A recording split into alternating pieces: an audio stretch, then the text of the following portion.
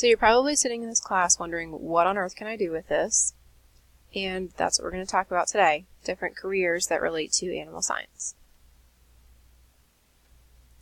So there's several different categories of careers. The first one we're going to talk about is scientists, engineers, and related specialists. So these are individuals that perform research and development to improve the competitive position of agriculture in the United States.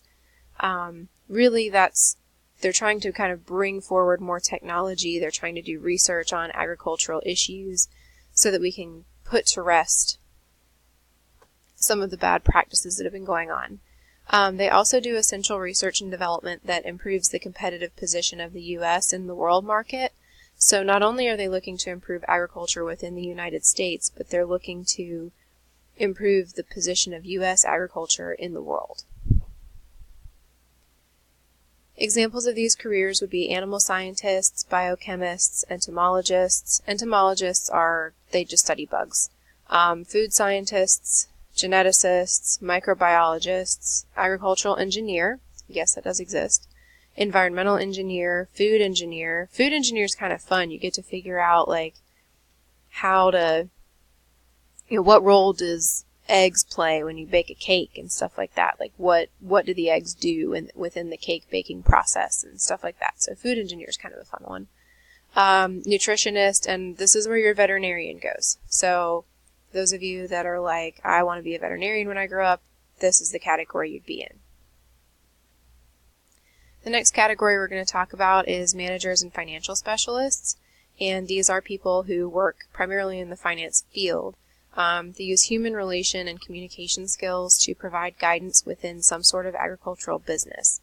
And that business could be a farm, it could be a business manager, it could be a food service manager. So anyone managing a restaurant, they're a food service manager.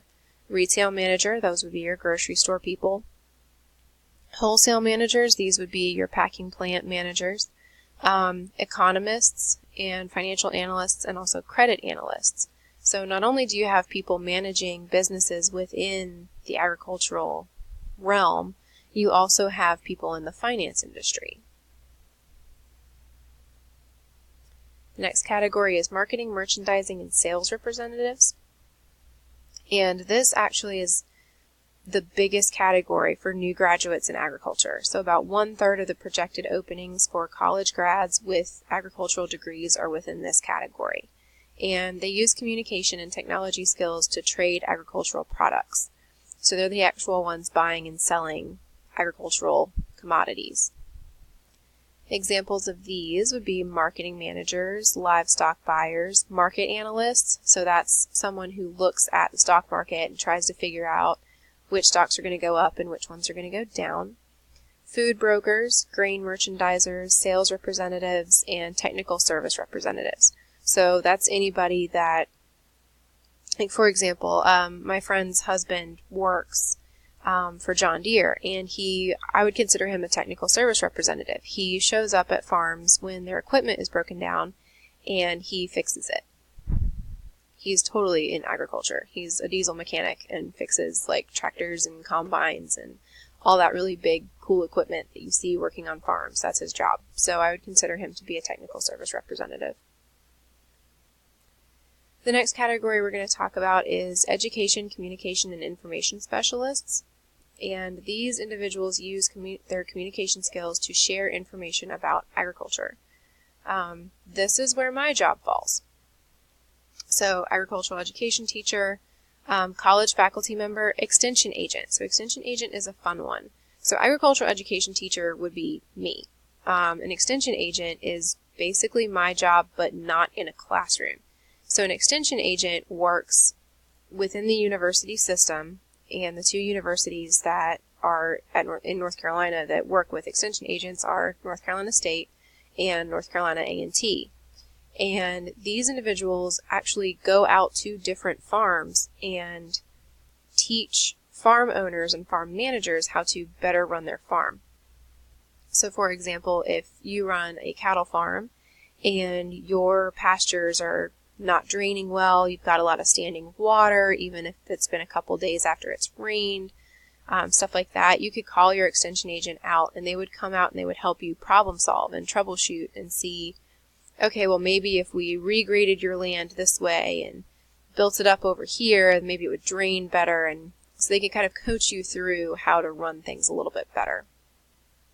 Other examples would be public relations specialists, reporters, and editors.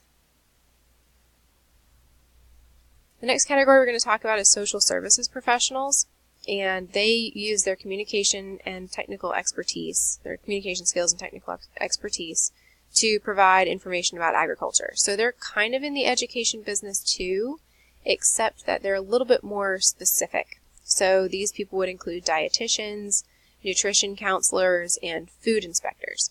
So they use their technical expertise about what is good food and what is good quality commodities, and they use that knowledge to basically regulate and make sure that, people are eating right and people are eating approved food that's, not gross. I can't think of a better word off the top of my head. So your food inspectors are actually going to go around, they're going to grade different cuts of meat, they're going to grade different poultry products, and those grades mean something. And only the best are sold in stores, the best of the best are sold in restaurants.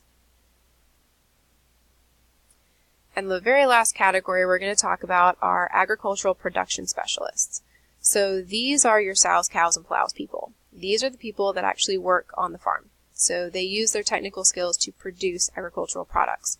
That can be row crops, that could be animals, it could be, your beef cattle or your dairy cattle or your pigs. And people in this category would include farmers, ranchers. Professional farm managers do fall into this category, not the manager category. They could really fall under either, but I would consider them more of a production specialist rather than a manager, purely from the standpoint of they're working actually on the farm. And then feedlot managers. And feedlots we're going to talk about a little bit more when we talk about animal management, but feedlots are a very common and popular way of raising beef cattle. And it's basically a whole bunch of cattle that are grain fed at once in a more confined space than free range cattle. So free range cattle that are allowed to graze on grass every day require actually much more management. You actually have to go out on horseback basically and make sure that you've got all your cows and round them up and all that stuff. Whereas feedlots, they're kept in a confined area and they're grain fed versus grass fed. As always, please let me know if you have any questions. That's it for animal science careers. The next one up is choosing a career. So now that you've got a little bit of knowledge about what's out there in the animal science industry, how do you go about picking a career, whether that be in the animal science field or something different?